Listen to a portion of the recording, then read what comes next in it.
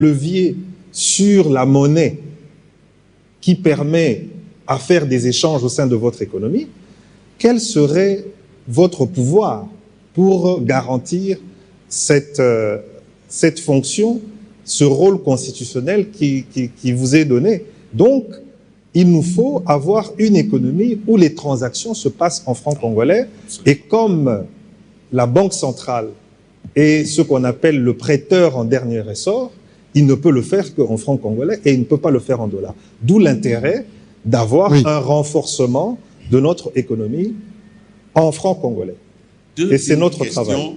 Je vois Jean-Marie qui me regarde. Non, mais c'était juste pour poser ma petite question à moi, parce que moi je la pose pour la population, et vous allez continuer en tant que spécialiste.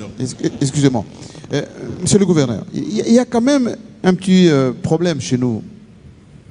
Tout le monde achète en dollars. Acheter. L'État aussi achète et parfois consomme beaucoup plus de dollars que de francs congolais.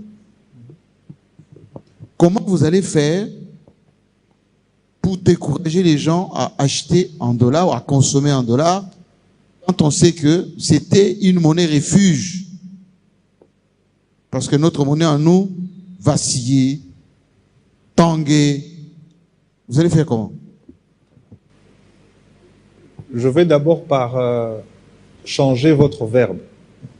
Je ne veux pas décourager les gens à utiliser les dollars. Je vais encourager notre population à utiliser le franc congolais.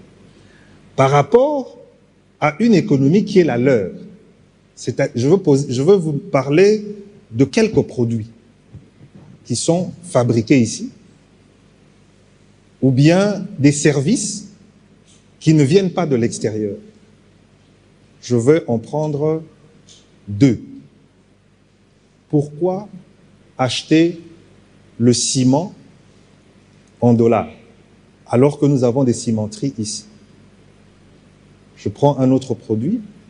Pourquoi, quand vous allez au restaurant, vous allez acheter votre bière en dollars alors qu'elle est produite ici?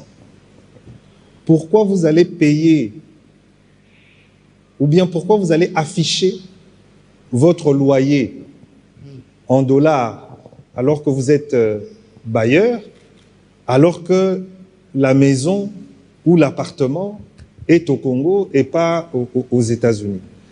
On encourage dans quel sens?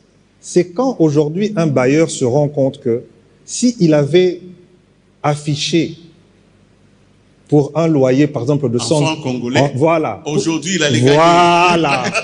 Vous voyez, il allait gagner aujourd'hui. Vous voyez l'encouragement? Aujourd'hui, il allait gagner. On encourage. Donc, il se rend compte que, mais j'ai ma monnaie qui est quand même forte. Si j'avais mis mon loyer en francs congolais, alors je n'aurais pas perdu si c'est pour